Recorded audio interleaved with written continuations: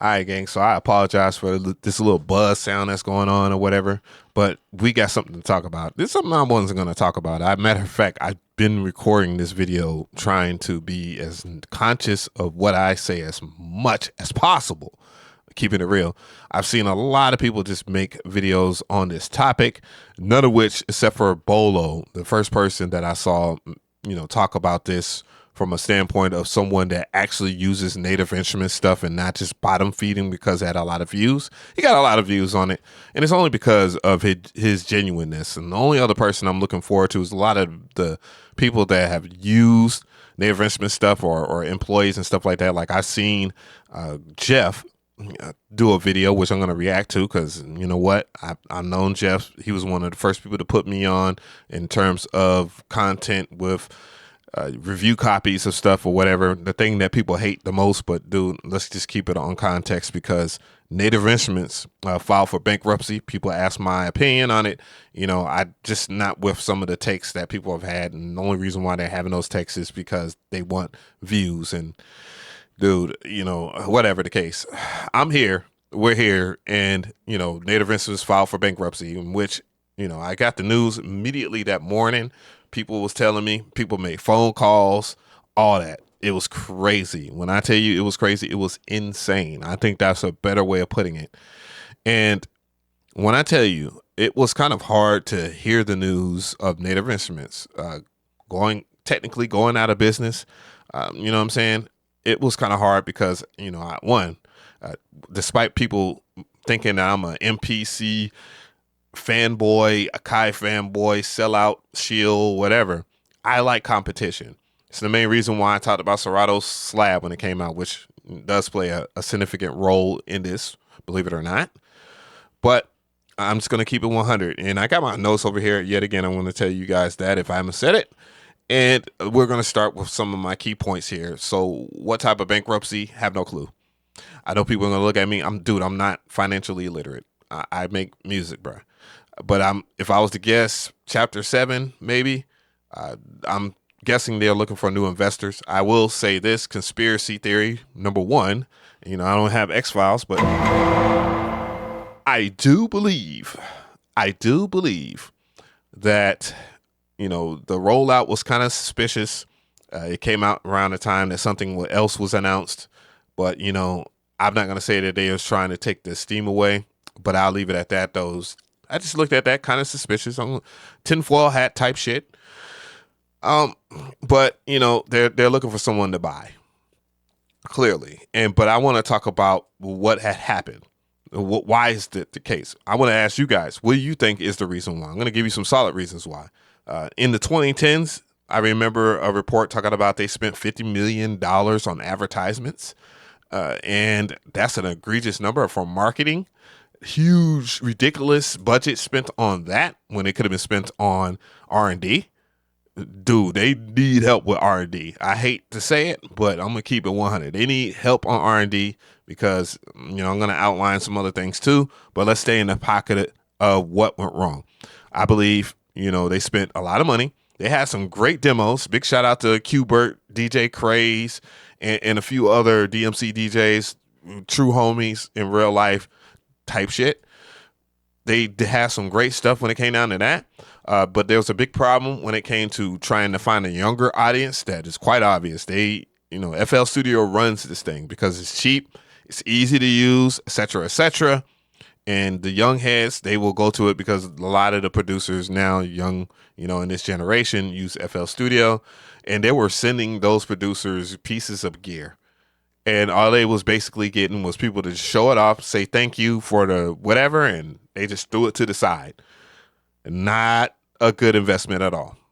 Not a good investment at all. And hell, this is going to make some people mad. Certain people are excluded. You know who you are. But they had some influencers. Their influencers were not that great. Weren't that great. They weren't putting out content in a sense of what you should do in terms of content, and that is educational content. Some were, but it was putting it behind a paywall. Not good. You shouldn't, just because you have on said thing and you have clout, don't try to make money all over everything. I do have master classes and stuff like that too. Not a plug, but I also put a lot out there for people to digest, in which helps the company grow some more. And when I used to watch a lot of people's content, they show off new stuff, and that's good to show off new stuff or new packs and all this other stuff, but it does not help grow your community. You know what I'm saying? It does not help grow your community. And I know that's going to piss some people off. It's not intentional. You know what I'm saying? It's just an observation I made. And I had another observation. Oh, competition. Oh, competition got thick. Obviously, 2016, Akai came back out with some standalone units and stuff like that, which leads me to the Machine Plus. And well, let's talk about the Machine Plus. I was very eager to check it out. When I got it, highly disappointed because of things that was crashing. And we can all agree, if you have used Native Versus products in the past, that they are so slow when it comes to updates. Super slow. And things that were detrimental too at that. Like my joint crashed on me when I went to Dallas, Texas, and I made a beat, and people love the beat. And mind you, it didn't crash during the beat making process. It didn't crash during the mixing process. It didn't crash when I exported the beat. It crashed after I turned it off, and then the files wouldn't open up. And I was like, what the hell? Like, dude, it didn't crash, and it was crashing a lot, but it wasn't, and that happened to be off of some decisions made that I don't have any idea. And that was such a cluster fluck of things that I just do not understand. But then again, back to what I'm saying, competition. Serato Slab is this now. Gang, Serato Slab is basically the machine, if you want to keep it real, if not better in many aspects and not so great in some other aspects. I'm not going to sit there and glaze Serato, but Serato stepping it up and dropping their hybrid joint, bruh, that right there, it is a good offering too, to some good software with good dude. And that's their main competition. If you think about Tractor DJ and stuff like that, and whoa, if I talk about the DJ community and how they was snubbed out of, refreshes and stuff like that, bruh, it's crazy. It's crazy. But the competition is killing it right now. Yeah, Akai, dude, let's keep it real. Despite what y'all might say about the heavy price point of the XL, that thing is moving. So a lot of people are trying to be anti about it because of the price point and trying to say it's a toy. And it's crazy too, because like, dude, some of y'all are ex Native Instruments employees, and y'all are continuing this banter. And this is the main reason why I didn't want to make this video, because I knew I was going to address that. But y'all continuing this banter, and it's like, dude, all someone has to do is find out your real name, and they'll see that you're, look at your LinkedIn, and boom, and things look kind of weird.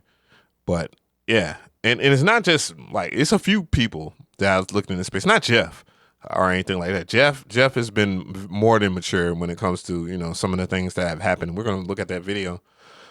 But they're going to have to do a lot of things. But the likelihood they're going to probably get picked up by another company is high. Is this industry ending? Hell no. There's companies that are really turning up right now, doing extremely well because they're adjusting to the market. They notice that almost everybody's streamers. Look at Yamaha. Yamaha just dropped the audio interface that does it all when it comes to video recording and everything. It's a portable digital mixer. It is good. You know what I'm saying? I'm using it now, even though the audio quality is probably bad because I got something going on weird. But yeah, the likelihood of them bouncing back is I say about 75%. They're going to have to make some downsizes. They're going to have to put money into their R&D department to make things better. You know what I'm saying? That's the obvious thing. They're going to have to support their software, hardware much better, refresh their hardware a lot more.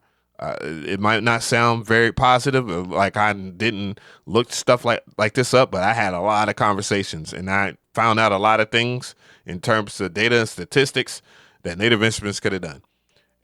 And also back to the tip where I was talking about, because I know people are going to like kind of hyper focus on, oh yeah, people talking shit and all that. Dude, I'm gonna tell you right now, and I'm going to try to keep this as legal as possible.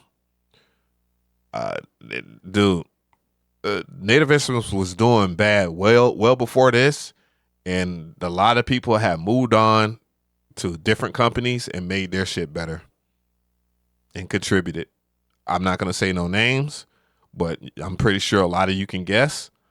And when I started seeing that in the industry, then I knew it was a problem.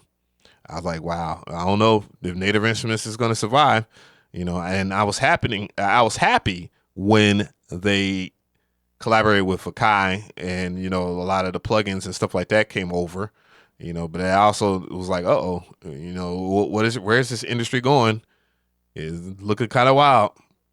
And yeah, but what do you guys think? That's just some of my input, things that I have out there. And, I was just looking at my notes. I just want to keep it real with you guys for, this video and not edit stuff. So, but I want to know how you feel.